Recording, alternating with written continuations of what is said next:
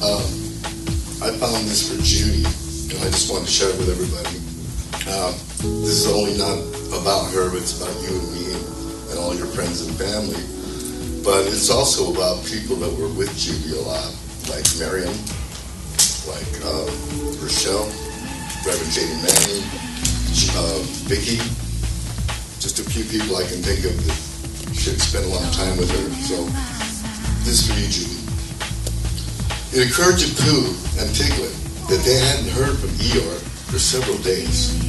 So they put their hats and coats on and trotted across the 100-acre wood to Eeyore's stick house. Inside the house was Eeyore. "Hello, Eeyore," said Pooh. "Hello, Pooh." "Hello, Piglet," said Eeyore, in a glum-sounding voice.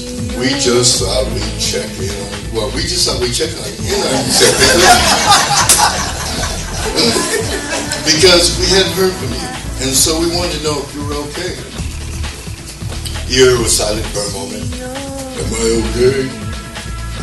"Eventually, well, I don't know. To be honest, are there any of us really okay?" That's what I asked myself. All I can tell you is, Pooh and Piglet, is that right now I really feel rather sad and alone. And not much fun to be around at all. Which is why I haven't bothered you, because you wouldn't want to waste your time hanging out with someone who is sad and alone and not much to be around with at all. Would you now? Pooh and Piglet looked at each other, and Piglet looked at Pooh and said, they both sat down on either side of Eeyore in his stick house. Eeyore looked at them in surprise. "What are you doing?" "We're sitting here with you," said Pooh, "because we are your friends. And true friends don't care if someone else is feeling sad or alone or not much fun at all. To be around at all. True friends are there for you anyway. So here we are." "Oh," said Eeyore. "Oh." And the three of them sat there in silence. And while Pooh and Piglet said nothing at all, somehow, almost imperceptibly, Eeyore started to feel a very tiny bit better. Because Pooh and Piglet were there. No more and no less.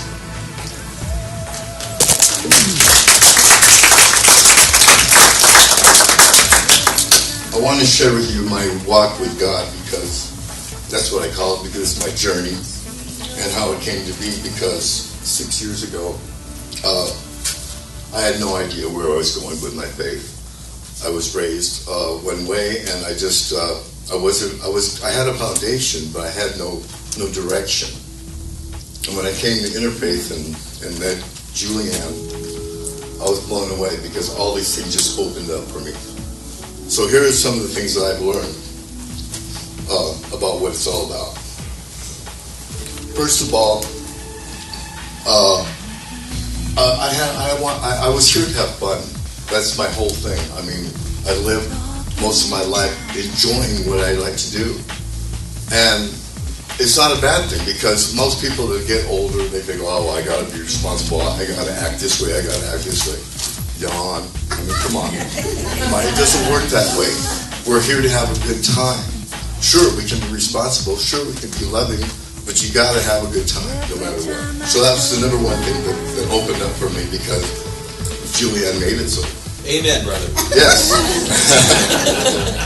So, I also learned that comparison is nothing. I mean, I never compare myself to anybody. You shouldn't either, because you're your own person. You're your own strength. You're your own guide. So just realize that you're more than enough, and never apologize. Don't ever apologize for what you are. Be proud of what you are. Stand for what you are. Even if you screw up. We all screw up. That's what we do. That's what we're here for. I mean, if we didn't screw up, it would just not be good. We have to make these mistakes to learn from them, okay? So, you're not alone. You need to forgive yourself, because they're negative thoughts. They're things that you don't need.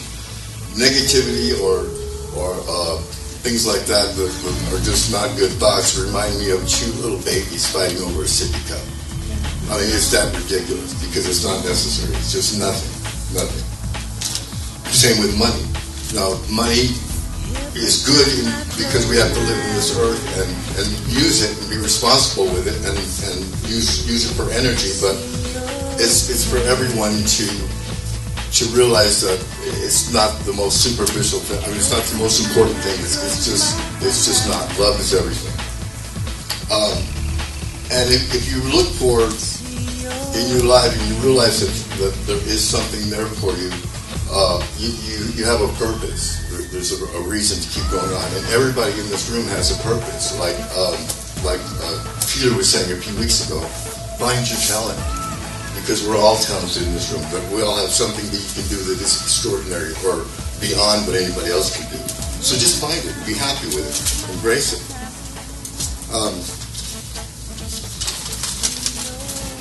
Here's a guide that will help me. It's all about source energy. Okay, some people call it God, some people call it Yahweh, but it really, it's just an energy, and from energy comes a vibration. Okay, so with that vibration, there are certain frequencies of vibration, and vibration attracts like vibration. So it only makes sense to keep it on the positive, right? And part of it is your story. I mean, you need to listen to your lies and your truth. And specifically things like, I always, I wish, I can't, I don't have, I should, one day, I suck at, I'm trying to, I never, I won't. As opposed to, I will and I am. How simple is that? Right? So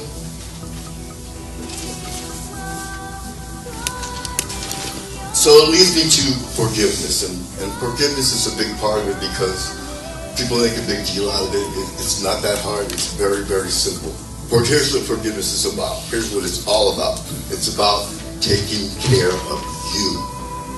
Okay? Nobody else. It's a desire to feel good. It's about taking responsibility for your own happiness. It's not in somebody else's hands. Okay? Once you own your power, you can throw away all that garbage, which leads me to meditation. And here's what meditation is about. Meditation is your mantra. And your main mantra is simply one word: nothing. Nothing. You need to empty everything out of your body to let the nothing in, because the nothing is nothing. That's all it is. Here's me meditating. I'm meditating, but yet I'm really not meditating because I'm thinking about what not to think about. Just let it go. Empty it. Stop it. It's nothing. You got bills to pay? Nothing. You got somebody, your daughter's getting a divorce? It's nothing. Let it go. Throw it out completely. I want to end this talk before I do a little video. This is something I found that it's called Dear Human. I don't know if anybody ever heard it before. But, oops, one moment please. I was supposed to be ready with this. No, this thing is really awesome. I love it. I forgive you.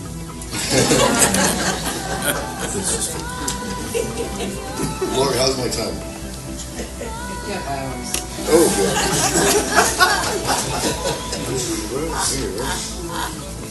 Okay, here we go. This was written by a person by the name of Courtney A. Walsh. I don't know her, maybe some of you do. Anyway, here it is. Dear human, you've got it all wrong. You didn't come here to master unconditional love. That is where you came from and where you'll return. You came here to learn personal love, messy love, sweaty love, crazy love, broken love, whole love infused with divinity. Live through the grace of stumbling. Demonstrated through the beauty of messing up. Often, you didn't come here to be perfect. You already are. You came here to be a gorgeous human, flawed and fabulous, and then to rise up again, remembering. But unconditional love, stop telling that story. Stop telling that story, because it doesn't need, love in truth doesn't need any other adjectives. It doesn't require modifiers. It doesn't require the condition of perfection. It only asks that you show up and do your best. That you stay present and feel fully. That you shine and fly and laugh and cry and hurt and heal and fall and get back up and play and work and live and die as you. It's enough. It's plenty.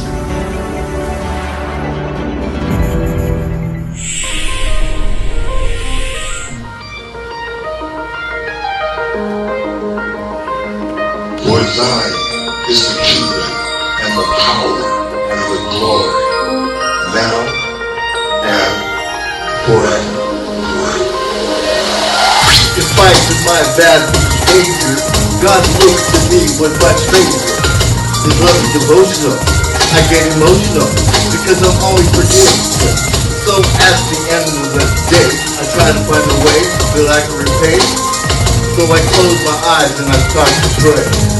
And then I say, I like to make myself believe that planet Earth turns slowly. It's hard to say, but I'd rather stay awake when I'm asleep. And everything is better than it seems. Sometimes I dream that I'm walking, just me and God, and we're talking about things like life, love, and happiness. Then I ask him, what about dying, hungry people, and why they crying? He just looks at me, smiles and says, okay, boss, I always love it when I dream, just me and God, taking it slowly. He tells me, love your brother the way that you love me, and everything is better than it seems. Now lay me down to sleep. I pray, Lord, for so deep.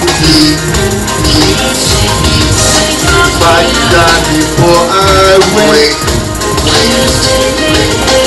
I pray, Lord, my soul to take. So I guess what I'm really trying to say is God doesn't judge you, and He's here to stay. He's never mad at you, no matter what you do. Trying to show a little gratitude. The most important thing He wants you to know is every day is what you get up and go about your business. It's all about love and forgiveness. That's right. I always love it when I dream that being God, taking it slowly. I got my mind on my Jesus, and my Jesus is on my mind. And Reverend Julie tells us God is good all the time. I love it when I dream that being God, taking it slowly. Help you love your brother the way that you love me, and everything is better than it seems. Lay me down to sleep. I pray the Lord my soul to keep. If I should die before I wake, I pray the Lord my soul to take. For thine is the kingdom and the power and the glory,